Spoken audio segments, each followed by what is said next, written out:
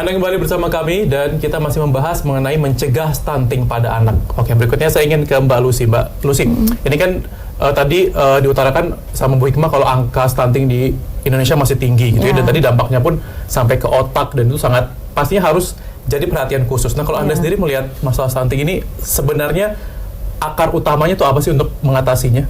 Oke. Bahkan di Asia Tenggara kita urutan ketiga kalau nggak salah ya. Di Asia Tenggara? Di Asia Tenggara. Oke. Nah, bagi saya gitu ya, saya penggiat parenting gitu dan saya juga sebagai hipnoterapis juga, bahwa sebenarnya masalah-masalah pada anak itu memang harus yang diutamakan edukasi terlebih dahulu adalah kepada orang tua.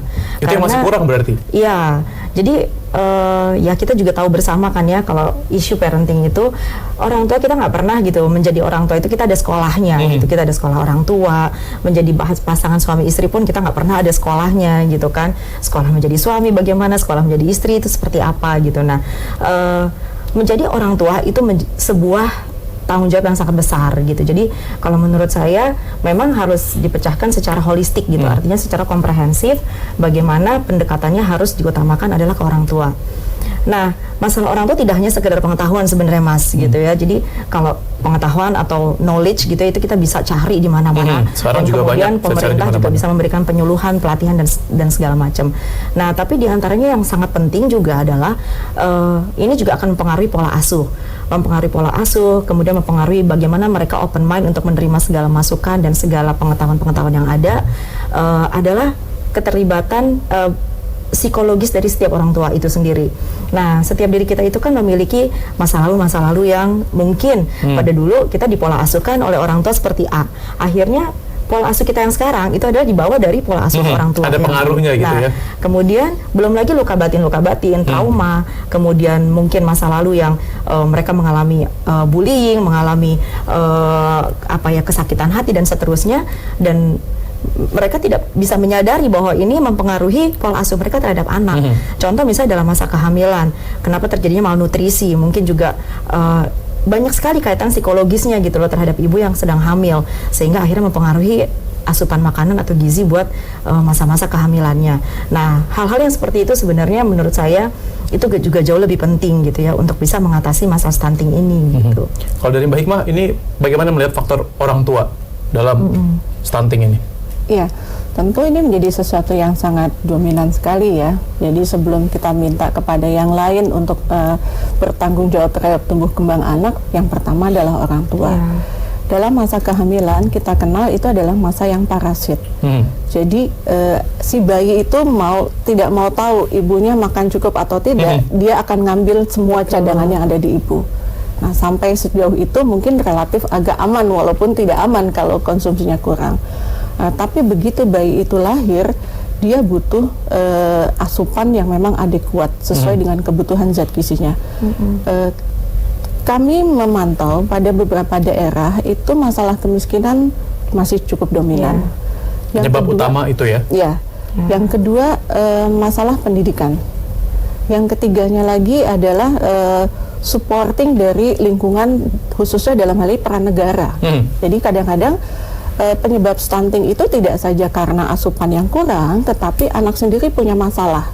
Katakanlah dia punya penyakit sehingga makannya sulit dan terusnya dia jatuh menjadi stunting. Kita pernah menangani pasien dengan, dulu dia pernah jadi mantan balita sehat nasional. Saya temui pertama kali sebelum di terapi itu sudah seperti bayi yang di Afrika itu. Jadi sudah kurus kering gitu. Ya, mengedip aja udah susah. Jadi matanya terus terbuka gitu. Itu kenapa Ibu penyebabnya? Jadi waktu itu dia riwayatnya menderita penyakit, sebetulnya hanya campak, tapi tidak tuntas, langsung ditumpangi dengan beberapa penyakit lagi, termasuk Stephen Johnson. Ya sudah, kita temukan sudah dalam kondisi perlengketan usus. Gitu. Jadi karena penyakit-penyakit sebelumnya penyakit sebelumnya. Artinya adapun yang paling utama dari peran orang tua ini, sebaiknya untuk kebutuhan anak, orang tua harus mau bersusah payah. Dia seringkali ada si mbak yang siapkan. Nah, mbaknya juga nggak ada informasinya gitu ya. Jadi tentu walaupun kami pernah melakukan sebuah penelitian di sebuah taman kanak-kanak yang cukup bergengsi, dan kita temukan anak malnutrisinya itu 30%. Di sekolah yang mahal gitu katakanlah mahal sebenarnya. Dan seterusnya Nggak kita ngejamin lihat, ternyata. nggak ngejamin ketika Iya. kita cek pada ininya, ternyata bekal anak-anak tuh Si Mbak yang nyiapin. tanpa Oke. diberikan arahan. Iya. Harusnya kan Mbak nanti siapkan ini nggak masalah sebagai asisten, tapi bukan pengambil keputusan segala sesuatu. Jadi yang ada, ayo udah kasih lagi misalnya mie lagi atau apa, sehingga ketika kita timbang, kita ukur. Jadi waktu itu penelitian kami meneliti pengaruh sarapan Ya. dengan kemampuan motorik anak. Ketika konsumsi sarapannya tidak optimal, maka kemampuan motorik anak juga menjadi berkurang. Jadi terpengaruh juga ya. Terpengaruh. Oke, Mbak Lucia, kalau misalnya tadi dibilang masalah bekal yang disiapin sama Mbak, tapi secara paket lengkap gitu ya, kalau misalnya orang tua ini ingin mencegah anak stunting, apa sih yang paling simple, menu yang paling simple, murah, gampang didapat, apa yang bisa jadi pilihan Yang untuk paling simple ya. untuk asupan anak? Dan dengan bahasa yang paling simpel juga, sebenarnya kan 4 sehat itu juga kita udah sering banget 4 sehat, dengar 5 gitu sempurna. ya. Jadi kecukupan gizi anak itu tidak hanya karbohidrat saja, tapi kan proteinnya, kemudian sayur mayurnya, kemudian buah, dan masalah-masalah anak ini juga kan sebenarnya banyak sekali gitu di usia balita ya. Misalnya dia nggak mau makan sayur gitu, dia nggak mau yang namanya, pokoknya sama sekali tidak mau yang namanya nasi, hanya mau mie gitu. Terus dia juga nggak mau, dan orang tua ya itu tadi yang Mbak Hikmah bilang, tidak mau bersusah-susah untuk membantu anaknya. Sibuk kerja Ayo, lagi kan, jadi kamu harus mau makan sayur gitu kan ya, sayur itu sehat dan lain-lain, dan mereka udah terlalu sibuk kerja atau udah terlalu sibuk dengan pikiran-pikiran mereka sendiri, akhirnya mereka mencari yang instan tadi.